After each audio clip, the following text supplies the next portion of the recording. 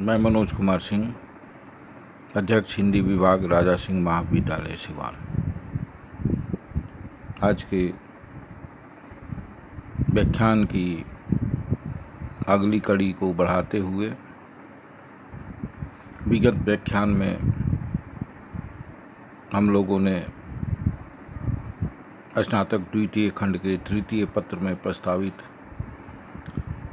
राष्ट्रकवि रामधारी सिंह दिनकर द्वारा रचित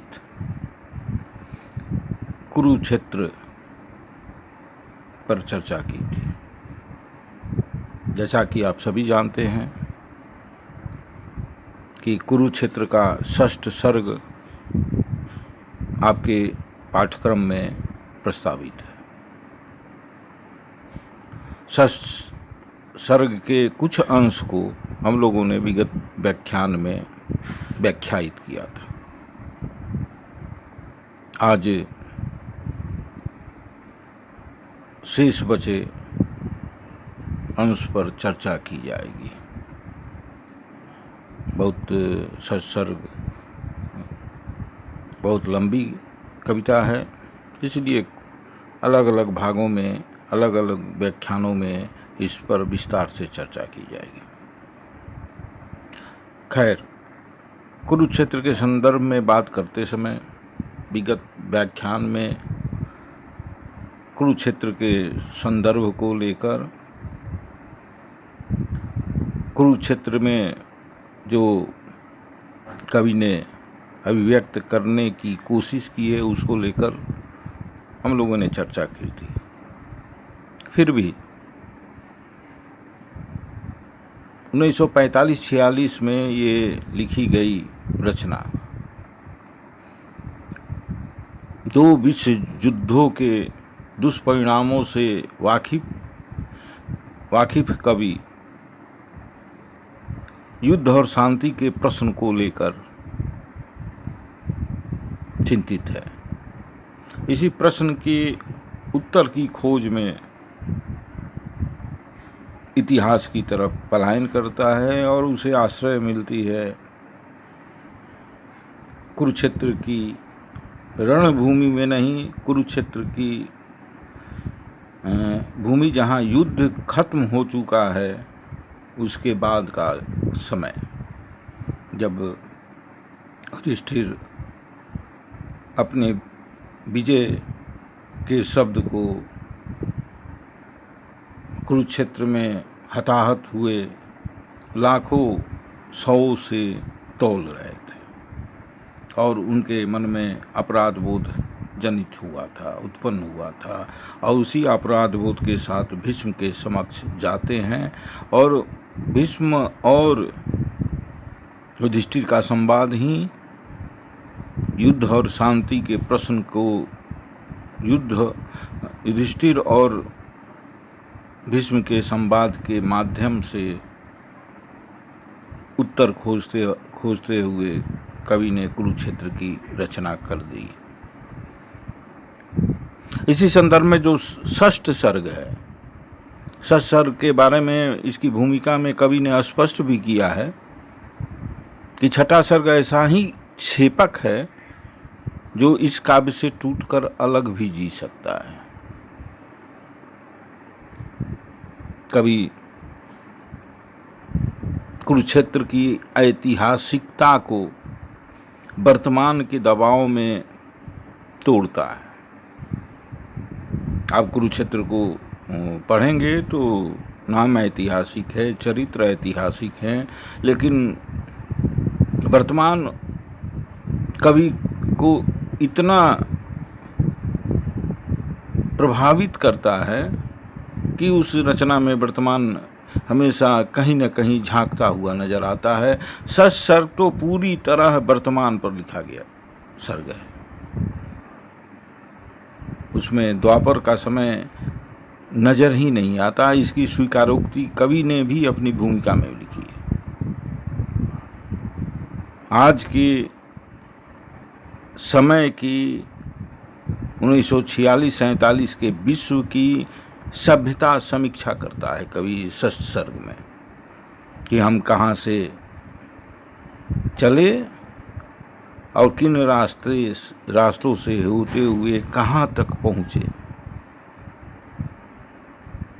उन रास्तों से हमने क्या सीखा, इसी की आलोचना करता है, इसी पर चिंतन करता है। कुरुक्षेत्र का शस्त्र की जो शेष कविताएं बची हैं उसी से शुरुआत करते हुए मैं प्रारंभ करता हूँ कि पूर्व युग सा आज का जीवन नहीं लाचार।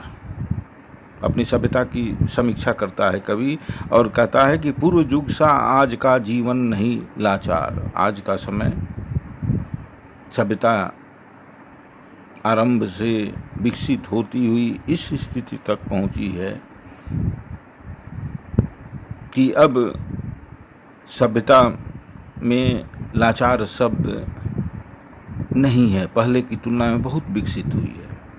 आ चुका है दूर द्वापर से बहुत संसार। अब द्वापर से, जैसे हम सभी जानते हैं कि 4 युग होते हैं, सतयुग, त्रेता, द्वापर और कलयुग। तो कवि कहता है कि आ चुका है दूर द्वापर से बहुत संसार, यह समय विज्ञान का सब भांति पूर्ण समर्थ। हम लोग विकास करते करते द्वापर से आज पहुंच गए हैं, आधुनिक युग में पहुंच गए हैं। यह समय विज्ञान का, अब विज्ञान और तकनीक का इतना विकास हो चुका है कि सब भांति पूर्ण समर्थ, मनुष्य को सब भांति से पूर्ण और समर्थ बना देने की शक्ति विज्ञान को के कारण हासिल हो चुकी है। खुल गए हैं गूढ़ संस्कृति के अमित गुरु अर्थ। विज्ञान ने सब कुछ को परिभाषित कर दिया है।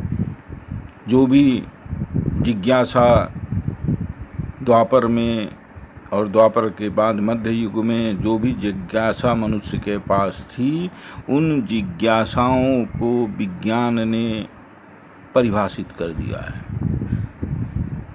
अब क्यों होता है, कैसे होता है, इसका जवाब विज्ञान सब चीज़ों का उपलब्ध करा चुका है। बहुत चीज़ों का, बहुत कम ही क्षेत्र बचे हैं जहाँ क्यों और कैसे का जवाब नहीं मिलता। खुल गए हैं गूढ़ संस्कृति के अमित गुरु अर्थ, चीरता तम को संभाले बुद्धि की पतवार। जो ज्ञान रूपी बुद्धि से जो अंधेरा रूपी अज्ञान का वातावरण था, उसको बुद्धि से की पतवार से मनुष्य सभ्यता को आगे लेते जा रहा है। बुद्धि हावी होती जा रही है। ज्ञान विज्ञान मनुष्य की चेतना पर हावी होते जा रहा है। आ गया है ज्योति की नवभूमि में संसार। अब विज्ञान के सहारे सभ्यता विकसित होती हुई एक नए दौर में आ पहुंची है। आज की दुनिया विचित्र नवीन, कभी आज की दुनिया को विचित्र और नवीन कहता है। विचित्र भी है और नवीन भी है। प्रकृति पर सर्वत्र है विजयी पुरुष आसीन। मनुष्य विज्ञान के सहारे प्रकृति पर नियंत्रण कर लिया है, अपनी मुट्ठी में बांध लिया है प्रकृति को। प्रकृति से जो चाहता है वो करवा सकता है विज्ञान के सहारे। प्रकृति पर सर्वत्र है विजयी पुरुष आसीन, है बंधे नरकी करो में वारी विद्युत भाग। विज्ञान के कारण नर के हाथ में हवा, बिजली और भाप सब कुछ बंध गए हैं, उसके इशारों पर नाचने लगे हैं। हुक्म पर बढ़ चढ़ता उतरता है पवन का ताप। अब मनुष्य की इच्छा से हवा की गर्मी और हवा में ठंडक आती है। आप सभी एयर कंडीशनर को देखते हैं कि वो गर्मी में भी ठंडक देती है हुक्म पर चढ़ता उतरता है पवन का ताप, है नहीं बाकी कहीं व्यवधान।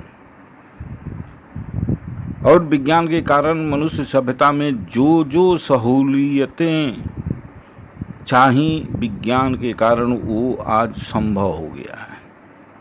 अब सभ्यता के विकास के लिए किसी तरह का व्यवधान नहीं है। लांघ सकता नर अपसरित गिरी सिंधु एक समान।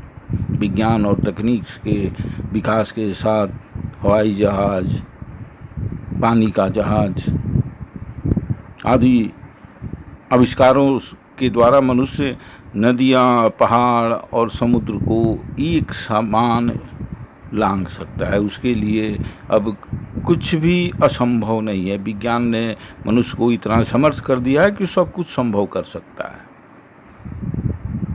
शीश पर आदेश कर औदार्य प्रकृति के सब तत्व करते हैं मनुष्य के कार्य। मनुष्य विज्ञान के द्वारा प्रकृति से जो कुछ चाहता है वो करवा देता है। मानते हैं हुक्म मानव का वहाँ महावरुणेश, और करता शब्द गुण अंबर बहन संदेश। विज्ञान के कारण मनुष्य का सागर भी, पानी के ईश्वर भी, पानी भी, जल भी हुक्म मानता है।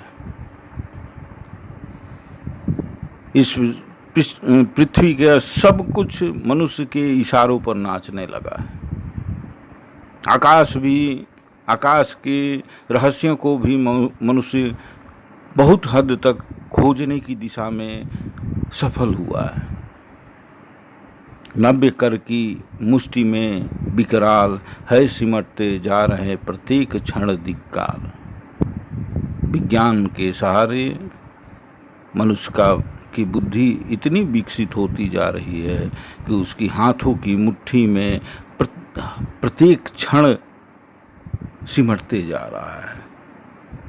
अब विज्ञान जो पहले एक गांव होता था, दूसरे गांव को उसकी खबर नहीं होती थी, अब विज्ञान ने विश्व को एक गांव बना दिया है। ग्लोबल विलेज का कंसेप्ट आजकल चल रहा है कि अब उस विश्व के एक गांव बनने का दुष्परिणाम हम सब झेल रहे हैं। कोरोना महामारी जो एक जगह से शुरू हुई चीन से और पूरे विश्व में फैल गई।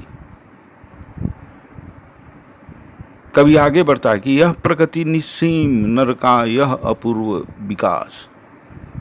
यह प्रगति निस्सीम है, अंतहीन है, उसकी कोई सीमा नहीं है। नर का यह अपूर्व विकास, यह विकास भी अनंत है, असीम है। चणर तल भूगोल मुट्ठी में निखिल आकाश। मनुष्य के पैरों के तले पूरी पृथ्वी है और मुट्ठी में पूरा आकाश है। किंतु है बढ़ता गया मस्तिष्क ही निःशेष। अब कवि को चिंता है, कवि अपने मूल प्रश्न पर आ रहा है और कह रहा है कि किंतु है बढ़ता गया मस्तिष्क ही निःशेष, छूट कर पीछे गया है रह हृदय का देश।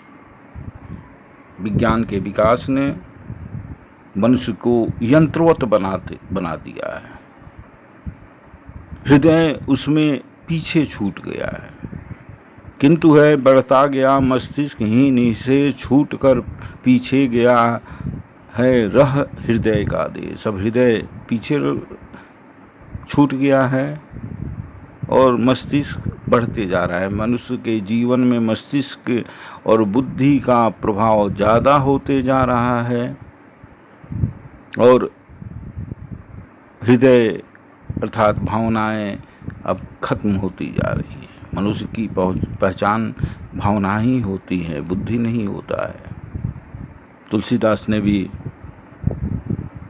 मनुष्य के व्यक्तित्व को परिभाषित करते हुए एक छोटे से पद में कहा था कि हृदय सिंधु मति सी समाना। किसी भी मनुष्य के निर्माण में वही मनुष्य सही मनुष्य हो सकता है जिसका हृदय सिंधु की तरह, सागर की तरह हो और मति बुद्धि उसमें सीपी की तरह हो।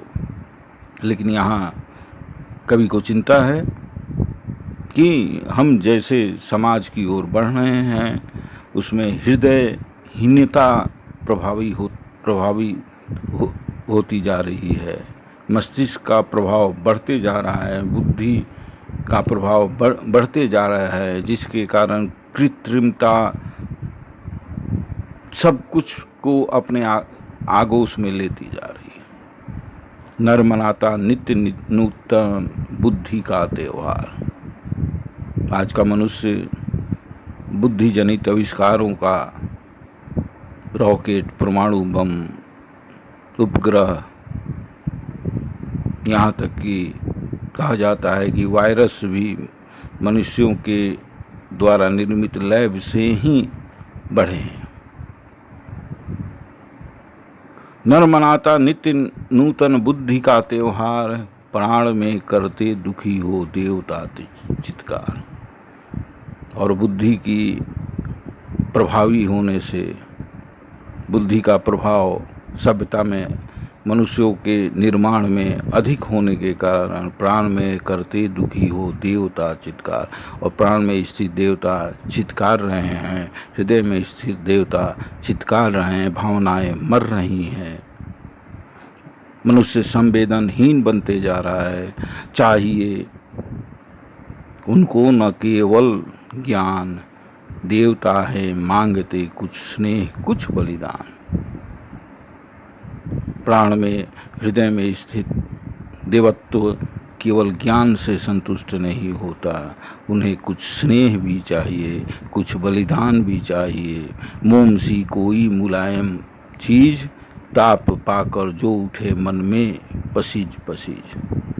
मनुष्य का, देवताओं की इच्छा है कि मनुष्य का हृदय ऐसा मुलायम होना चाहिए कि किसी दुखी को देखकर, किसी पीड़ित को देखकर उसका मन पसीज जाए। प्राण के झुलसे विपिन में फूल कुछ सुकुमार, ज्ञान के मरु में सुकोमल भावना की दाल। प्राण के झुलसे विपिन में फूल कुछ सुकुमार।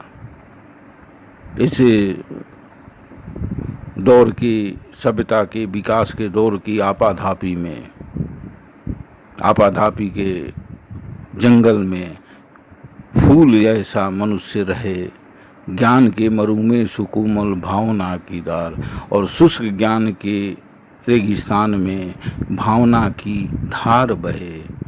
चांदनी की रांगनी कुछ भोर की मुस्कान, नींद में भूली हुई बहती नदी का गान। रंग में घुलता हुआ खिलती कली का राज, पंक्तियों पर गूंजती कुछ ओस की आवाज।